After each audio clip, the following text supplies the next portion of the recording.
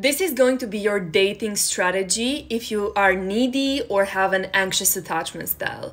So if you've ever been called needy, clingy, like you're too much, or you just feel like you are, please keep watching this video. Alright, listen up. If you have an anxious attachment style, you will have the tendency to go for avoidant people. So people that are very needy usually struggle with emotional intimacy. They don't realize it because they crave it so much, but they're actually scared of it. So that's why they don't actually go for people that will give it to them, that affection and emotional intimacy, because that usually bores them or they're scared of it, but they can't admit it, right? So they will go for emotionally unavailable people, for people with an avoidant attachment style that are closed off, and they'll say, oh, but I want their affection, I want to be with them, but you're just tricking yourself, you're just lying to yourself, maybe unconsciously. It's just, kind of like an excuse for you not to open up. This is why you're going for these kind of people.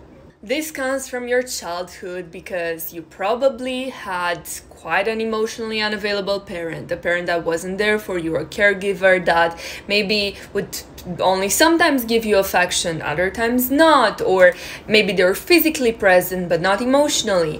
But today, I don't really want to get into why it happened. That's important, and the way you treat it is by healing these traumas from your childhood, self-soothing and so on. But I want to give you something else today. I want to give you a dating strategy that doesn't necessarily have to do with your trauma healing process. So as I said in the beginning, you have the tendency to go for emotionally unavailable people, people that are avoidant, people that are unstable in any kind of way, hot and cold, or just don't give you that sense of safety. So what you're going to do is, I don't know where you're finding these people, maybe dating apps, maybe in clubs or on the street, but if this person doesn't make you feel safe, if this person shows any red flags, you're gonna cut them off. And what you're going to do is you're going to go for the people that make you feel safe, that you are probably not going to be so attracted to. And listen up, you're not going to be so attracted to them. Maybe they will bore you at the beginning phase, okay? But this is the kind of people you need to go for. And listen up, please listen up, because a lot of you are gonna be like, oh, I'm not gonna go for someone that I don't like, and then keep scrolling and go with your vicious, anxious, toxic cycle. But it's super, super important. You go for someone that's not your type. If you're on a dating app, right?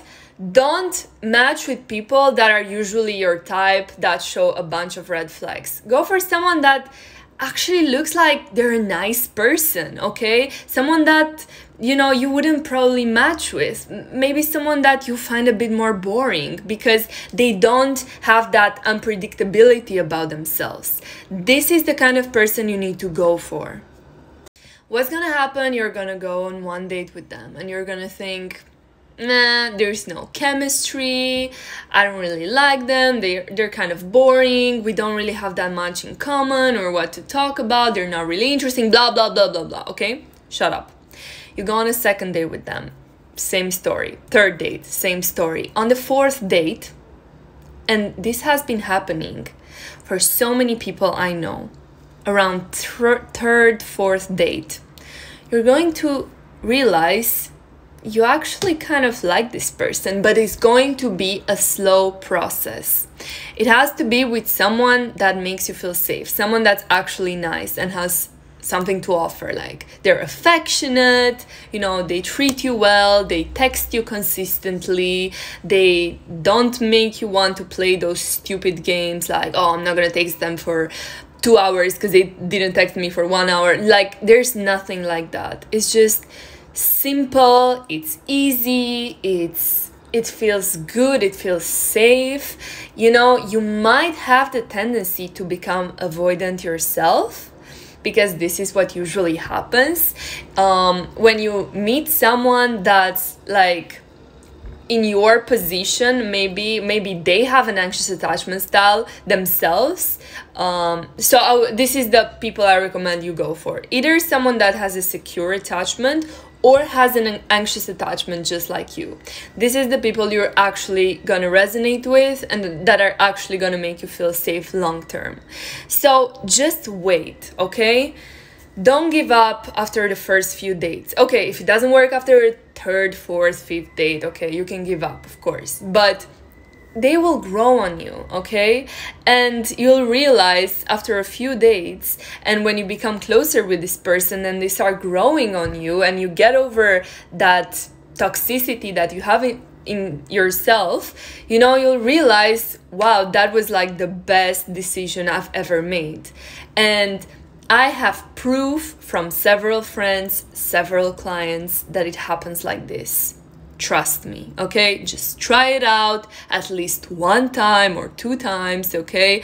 And come back to this video and write it in the comments and tell me how it went, because I'm 100% sure it will work, especially if you have a tendency to go for people that are toxic or emotionally unavailable.